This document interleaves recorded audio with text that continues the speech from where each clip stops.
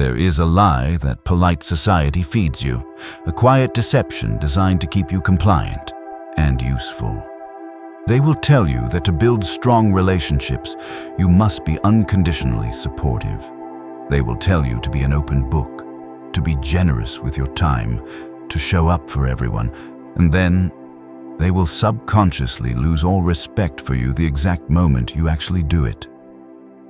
Think about the last time you sat staring at a screen. A message arrives, perhaps from someone who barely acknowledges your existence in a crowded room. You read it immediately. You reply within seconds. You craft careful, elaborate paragraphs explaining yourself, justifying your thoughts to a person who will only ever skim your words. You bend your own schedule to accommodate their fleeting convenience. You cancel your own plans. You compromise your own peace, silently hoping that this relentless loyalty will eventually be rewarded with basic respect. But the reward never comes, does it? Instead, you are treated like a background character in the movie of their life. You are a convenience, a safety net they fall back on when their primary options fail, and a ghost they walk right through when they are entertained. That is the quiet, miserable tragedy of the open door. You must accept a truth that feels almost illegal to say out loud. Human nature is not compassionate. It is ruthlessly economic. It evaluates worth through the cold, unforgiving lens of supply and demand. No one stops to admire the dirt beneath their feet, no matter how essential it is to the foundation of the house. We do not marvel at the air we breathe until the exact moment we start suffocating. And in exactly the same way, the world does not respect the time, the energy, or the devotion of a person who gives it away for free. This is the central trap of over-availability. It is a desperate broadcast of low social market value. Every time you answer on the first ring, every time you agree to plans out of a pathetic fear of missing out, every time you over-explain a simple boundary, you are bleeding leverage. You are telling the world that your time has no weight. You are signaling to the predator, the narcissist, and even the well-meaning friend that your presence requires absolutely no effort to maintain. And human beings, by their very nature, will never place a high premium on a resource that requires zero effort to extract. You must memorize this law. The world only respects what it fears it can no longer afford. When you are always there, you erase yourself. You become a utility. You strip away the mystery, the tension, as in the necessary friction that forces another human being to look at you and realize they might actually lose access to you. You trade the quiet power of scarcity for the cheap, fleeting comfort of being momentarily acknowledged. We are going to dismantle that habit. You're going to learn how to engineer an undeniable, quiet gravity. You will construct a persona that is not arrogant, but completely and terrifyingly self-possessed. You will learn the mechanics of becoming a rare asset, the kind of person whose attention is treated as a privilege and whose absence induces a legitimate, creeping fear. But this transformation does not begin with grand declarations or theatrical exits. It begins in the micro moments. It begins in the dark, quiet space between a provocation and your response. To stop being a disposable pawn in the emotional games of others, you must first master the art of the void, starting with the words you refuse to say. To master that void and control the words you refuse to say, you must unlearn your deepest reflex. You must understand the architecture of silence. Picture a scenario you know all too well. You're sitting in a workplace meeting, or perhaps you're staring at a message on a dating app. Someone throws a subtle insult your way, a slight provocation wrapped in a casual tone or a backhanded compliment designed to secretly test your borders. Your heart rate spikes. Your immediate, desperate instinct is to jump into the fray. You feel a burning need to defend your ego, to snap back with a clever retort, to clarify your position so they understand you are not to be played with. That is exactly the trap. The moment you rush to defend yourself, you have already lost the exchange. You have just confirmed that their opinion has the power to dictate your internal state. You have rewarded their disrespect with your most valuable currency, your emotional energy. If this provocation happens over a screen, your instinct is to type a furious paragraph. You want to block them in a dramatic fit of rage to prove you do not care. But blocking in anger is still a reaction. It proves they successfully moved you. Instead, you simply look at the message, put the phone face down, and let their manipulation hang in the digital ether. You let them stare at the silence, wondering why their usual tricks failed to pull your strings. Most people treat human interaction like a frantic game of tennis. They believe that if a ball is hit into their court, they are morally obligated to swing back. You will no longer play that game. When someone tests you in person, you will deploy tactical silence. You will simply look at them, hold their gaze, and say, absolutely nothing. Silence is deeply misunderstood by the masses. They view it as passivity. They think the quiet man is the weak man who cannot think of a response. But strategic silence is not a white flag. It is a highly calibrated, offensive weapon. When you leave dead air after a provocation, you instantly shift the psychological burden back onto the provocateur. People are terrified of an empty void. They expect you to react, to squirm, to fight back so they can validate their dominance. When they are met with a blank, unreadable wall of calm, they lose their balance. Watch what happens when you refuse to fill the space. They will begin to fidget. Their false confidence will fracture. They will often panic and scramble to over-explain their own insult, awkwardly walking it back just to relieve the unbearable pressure of your quiet gaze. By doing nothing, you force them to sit in the deafening echo of their own foolishness. You expose their hand without ever revealing your own. This is the essence of conversational dominance. The person who speaks the least always controls the frame. When you stop rushing to fill every awkward pause, you become unreadable, and human beings cannot manipulate a person they cannot read. You must remember the velvet rule of this reality. The world only respects what it fears it can no longer afford. When you refuse to spend your words on cheap provocations, your attention instantly becomes expensive. People begin to weigh their words carefully around you. They stop throwing casual disrespect your way because they know it will be met with a chilling, unapologetic void. They realize that your engagement is not a guaranteed human right. It is a privilege that can be revoked without a second thought. You transform yourself from a reactionary puppet into a strategist who observes the chaos from a secure, elevated distance. You teach them that any attempt to disturb your peace will only result in their own psychological discomfort. But do not deceive yourself. Silence is merely a psychological mask if there is nothing dangerous behind it. True untouchability requires a foundation that cannot be shaken by the fleeting moods of other people. You have learned that silence is a weapon, but a mask of quiet is utterly useless if the mind behind it is fragile. True untouchability requires a foundation that cannot be shaken by human moods, and that foundation is forged entirely in the dark, through your own private discipline. Think about the mornings you lie in bed, desperately negotiating with your alarm clock.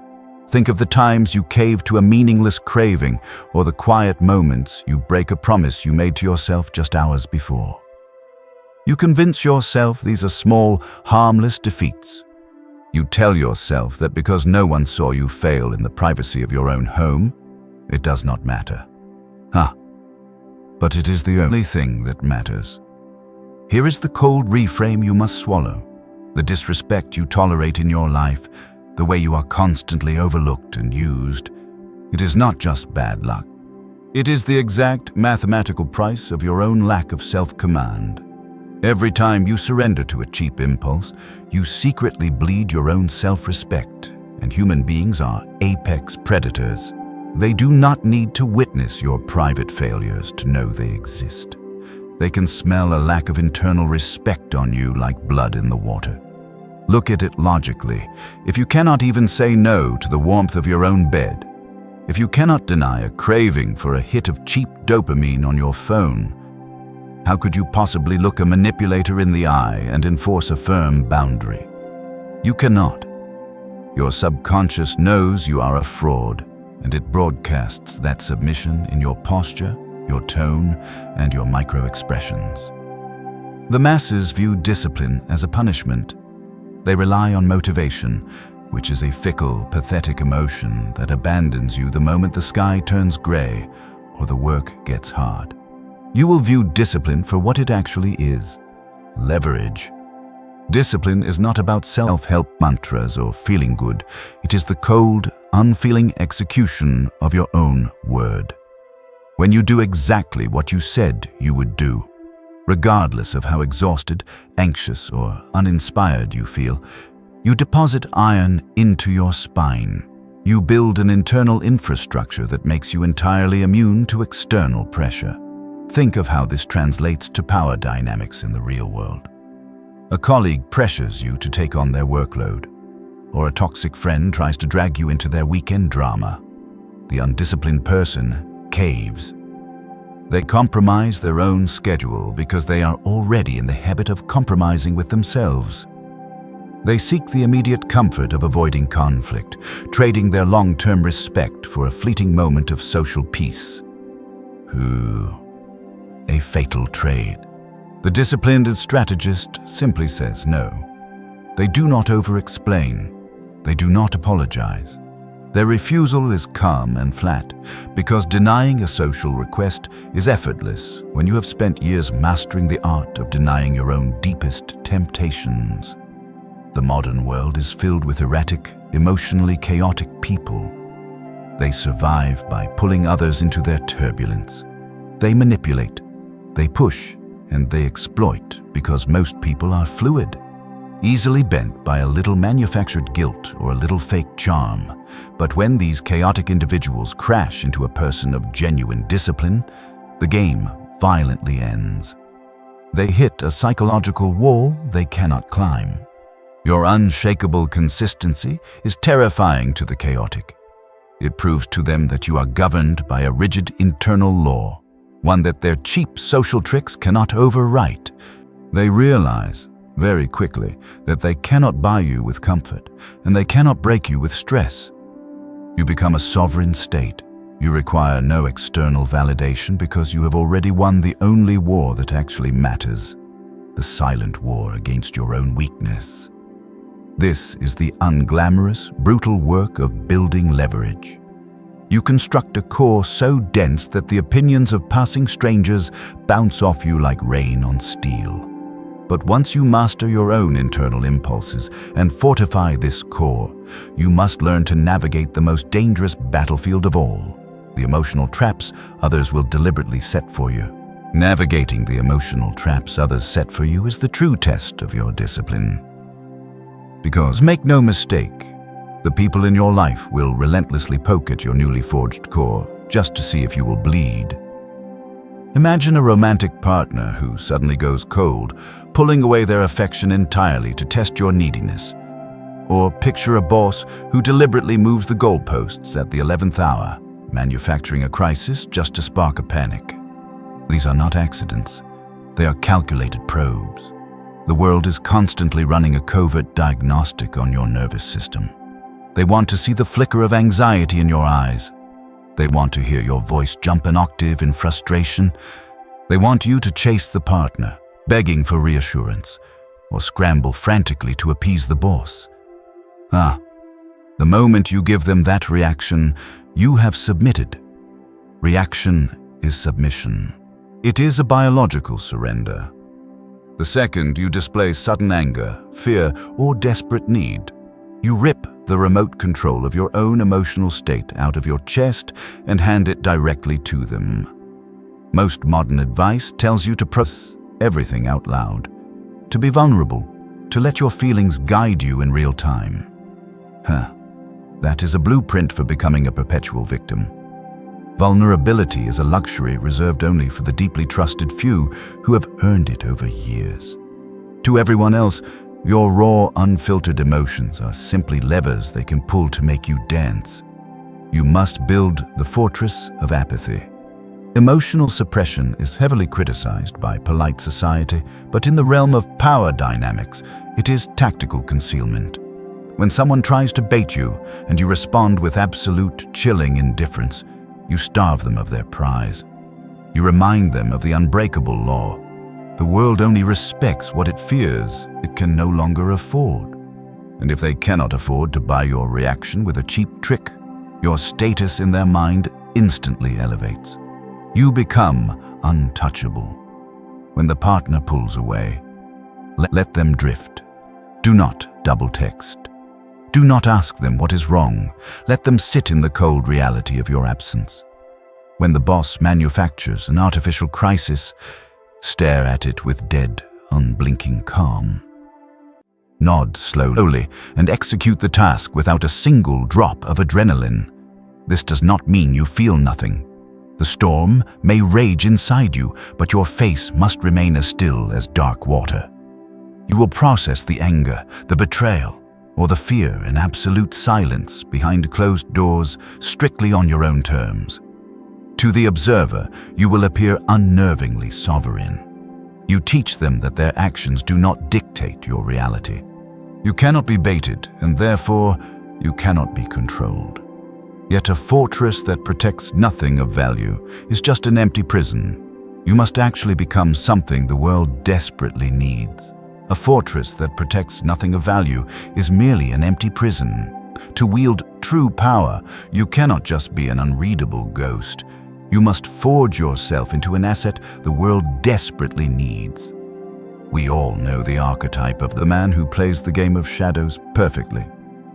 On the surface, he is aloof. He leaves messages on read. He acts deeply mysterious and guards his time as if it were gold. But at his job, he is entirely replaceable.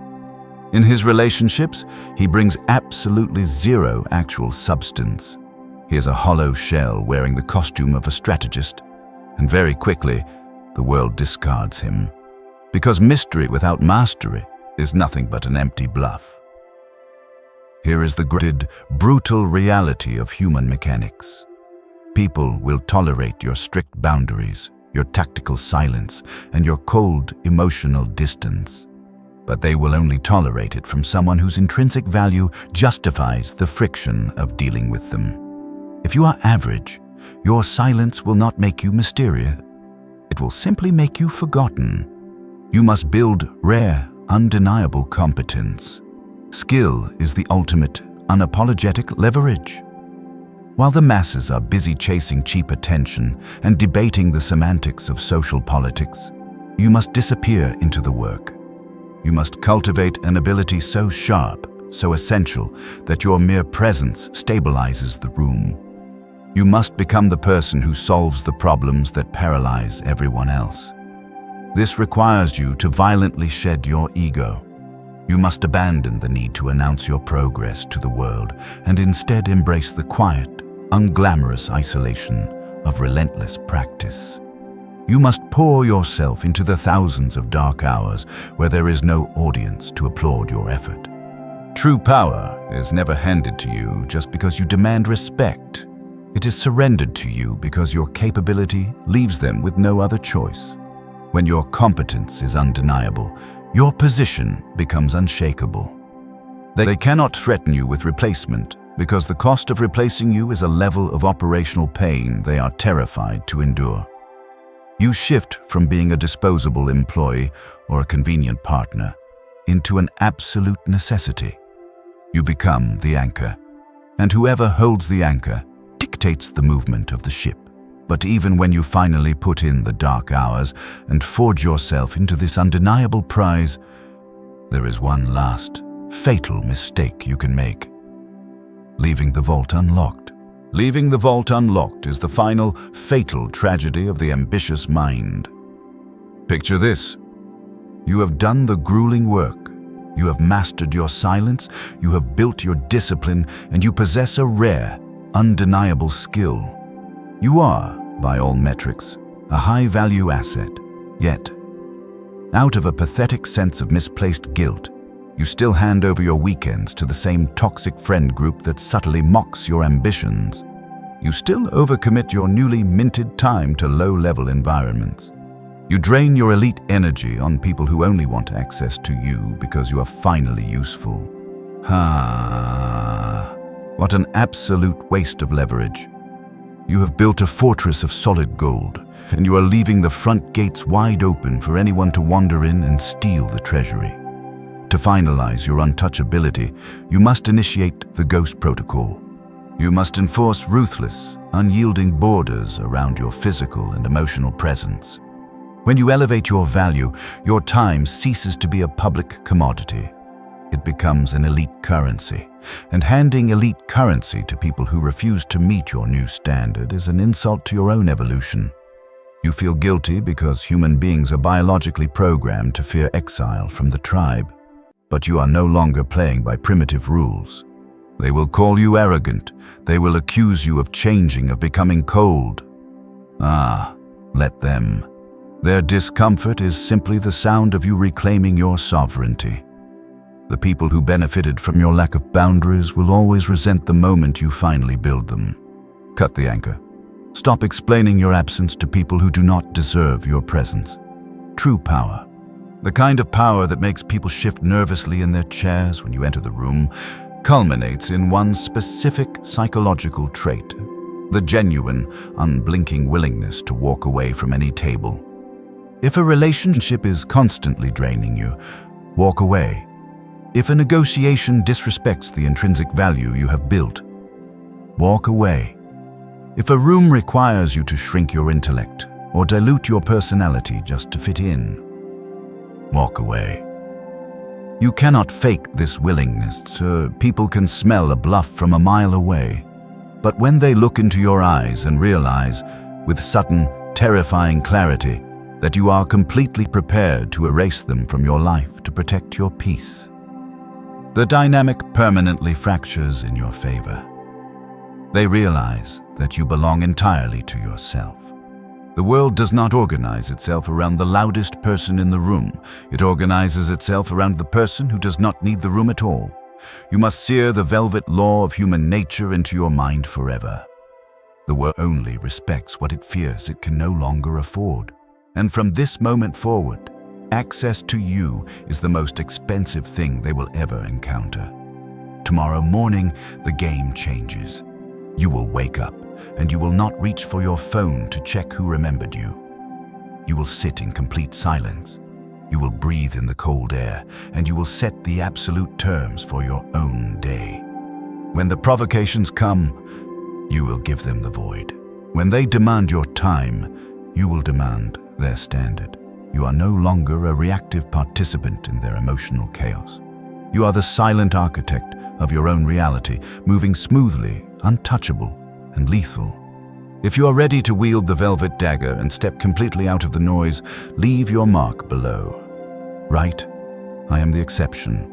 Subscribe to the channel, turn on the notifications, and let the world wonder what you have become.